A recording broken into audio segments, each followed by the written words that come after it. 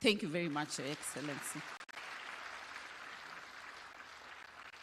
And with those few remarks, I would like us all to be upstanding and give a mighty, mighty clap to His Excellency the President.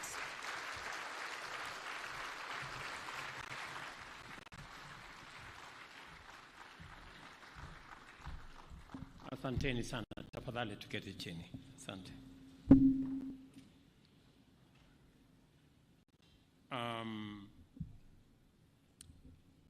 Distinguished ladies and gentlemen, good morning. Yesterday, I got a call from Minister Nakumicha, and she was very insistent that this function must go on. I now know why.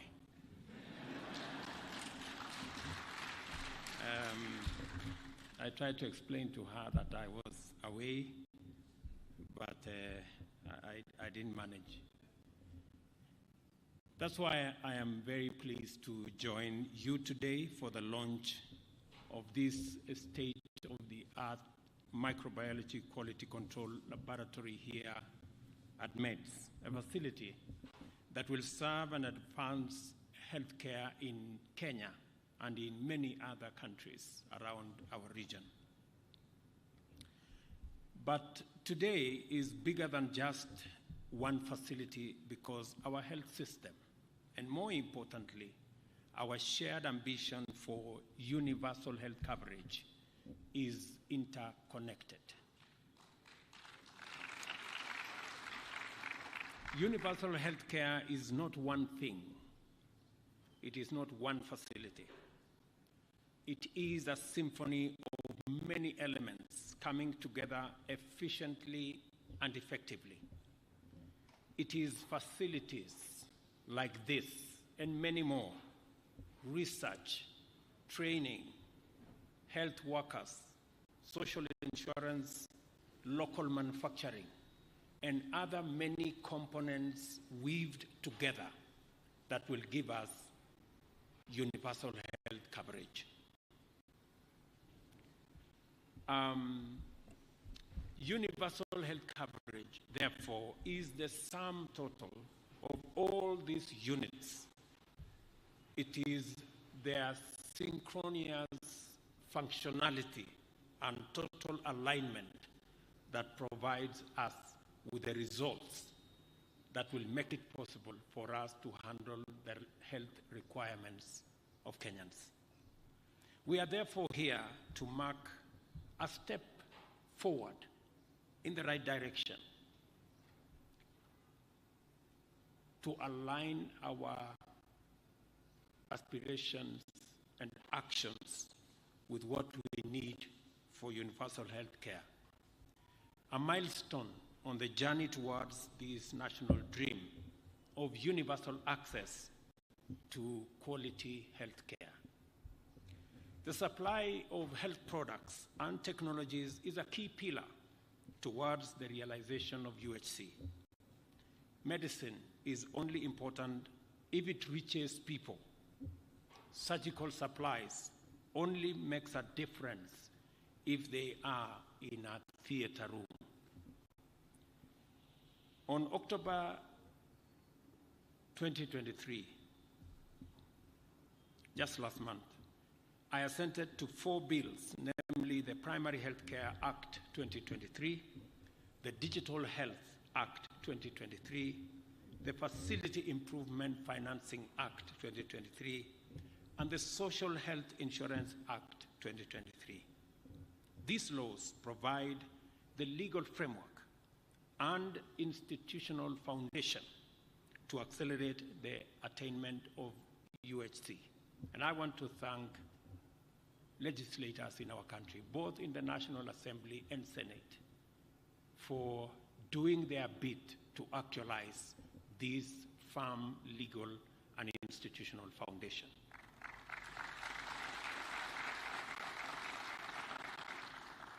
This effort towards universal health coverage is a whole of society engagement.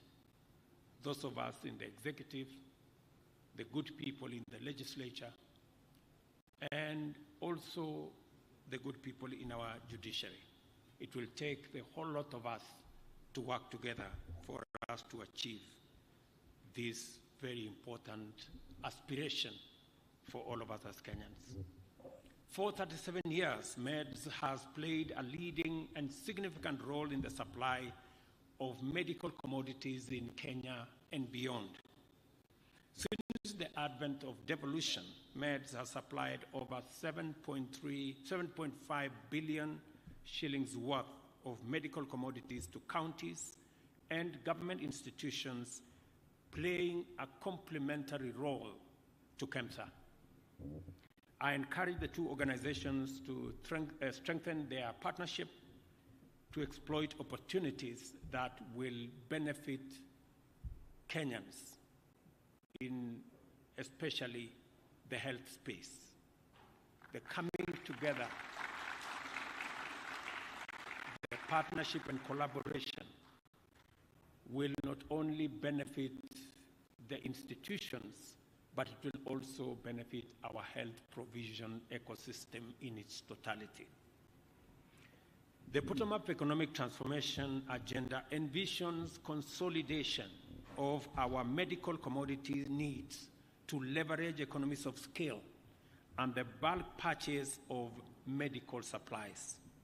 Together, KEMSA and MEDS meet over 80% of the medical supplies needs across the country. Over the past few months, I have presided over the opening of several pharmaceutical manufacturing plants in Kenya. I am glad to note that MEDS sources over 81% of their supplies locally. And I want to congratulate MEDS because I have given the same instructions to KEMSA that going forward, local manufacturers take precedence over imports. With 36% of that being directly from local manufacturers. Local manufacturing is essential to UHC. Lowering the cost of drugs and medical supplies will make the system sustainable, it will make it affordable, and it will make it work for everybody. I want to extend an invite to investors to exploit this space and develop manufacturing plants in Kenya from where they can sell locally and also across our region. As I told manufacturers that we are not only going to use affirmative action to make sure that we buy locally manufactured pharmaceutical commodities, products, and technologies, but as government, we are also going to provide an ecosystem and a fiscal incentives to support companies that want to manufacture from Kenya. Last week, we gazetted another special economic zone in Thika. And out of the 500 acres of that special economic zone, 100 acres is going to be dedicated to companies that want to manufacture pharmaceutical products and commodities in Kenya. We will shortly be rolling out the infrastructure, roads, water, electricity in that facility. And therefore, my offer to companies who want to manufacture in Kenya is going to be concrete and real in the next couple of months. Listening to the representative of USAID, he made a very profound statement on what we saw during the COVID pandemic, that it is possible for medical products to be nationalized, and it is possible for countries to hoard and to refuse to sell their commodities to others.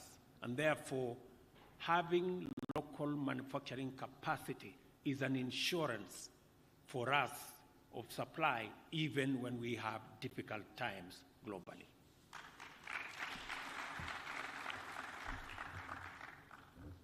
Through partnerships, MEDS, an indigenous organization, has served several regional countries and responded to various humanitarian crises within the region and globally. MEDS has delivered medical supplies to Uganda, Tanzania, Rwanda, South Sudan, Somalia, Chad, Malawi, DRC, Cameroon, Zimbabwe, Ethiopia, Libya, Philippines, Haiti, Afghanistan, and Syria. I am happy to note that MEDS has the capability to replenish the service delivery kits of community health workers and promoters supporting the continuous provision of preventive health care. And I want to thank Chair for the offer you have made for our community health promoters. The 150 kits you have offered today will add on to the 100,000 we have already given to all our community health promoters around Kenya. We know there are still some gaps, and your offer is very much welcome.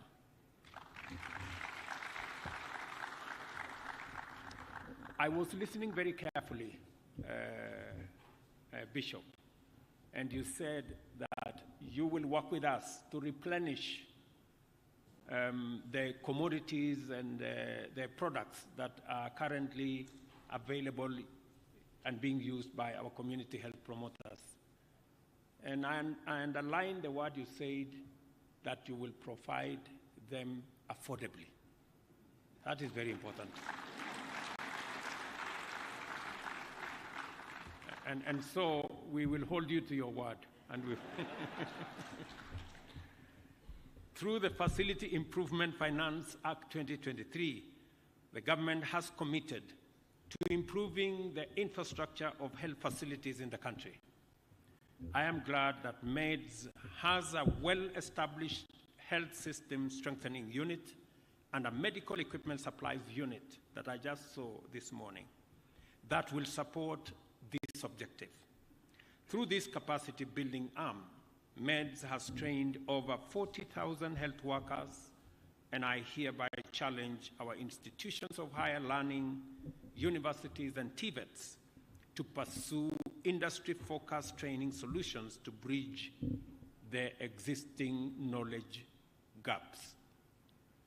I would really encourage our universities that are training our medical personnel and even our TVETs to engage in industry training. We will shortly be rolling out a policy on how they can beneficiate and they can commercialize that activity.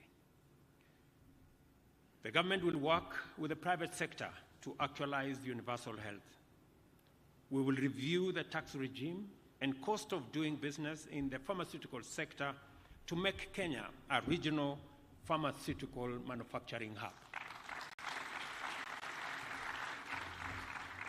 And as I said, apart from what we will be doing in our special economic zones, apart from ensuring that we prioritize local manufactured commodities in our purchase, we will also continuously work with R&Ds to make sure that we not only supply our medical commodities to Kenya, but we also have a hub around here so that we can supply to the rest of the globe.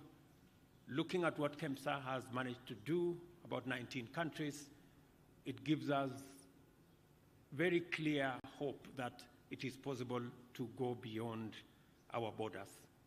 Let me also confirm what the spiritual leaders asked me earlier about the participation of the church and religious organizations in the new network that we are rolling out for making sure that our health delivery is truly bottom-up, starts from the village. And our primary care networks, beginning with dispensaries, health centers, graduating into sub-county hospitals, and on, become a relationship and a partnership between government, the private sector, religious organizations, non-governmental organizations, civil society, because we want a whole of society approach in the management of this very important sector. And that is why it is now in law that people running health facilities that are managed by missions and managed by churches will be part and will participate in the governance of our primary care networks.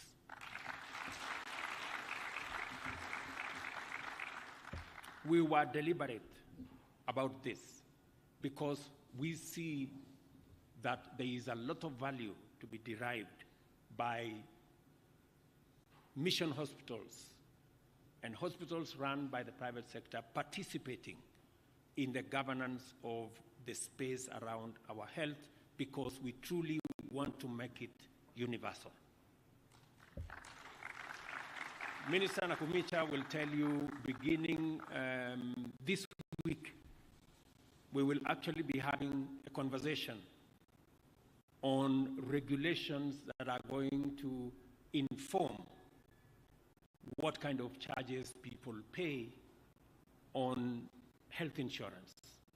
We want a robust conversation. The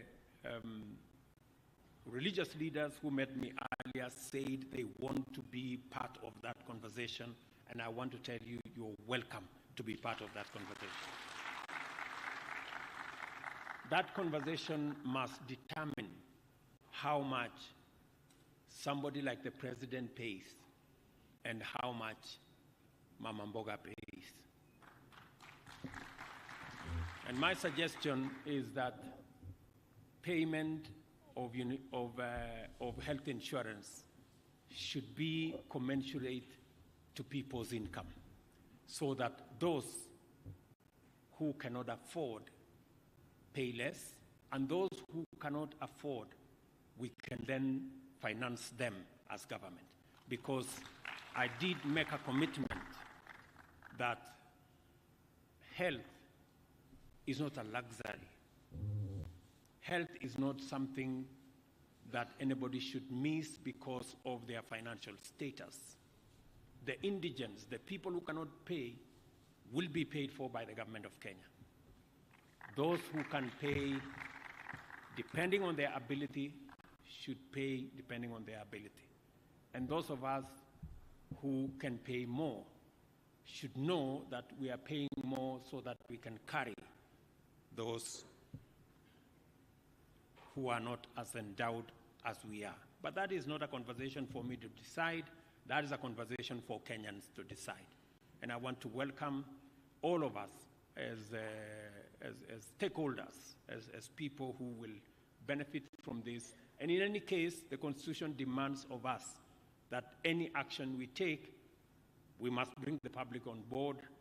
It is a constitutional imperative that public participation be part and parcel of all our processes. So again, good luck with that conversation, and it is my intention that before 1st of January, we must have settled that conversation so that we can effectively make sure that all Kenyans have access to universal health.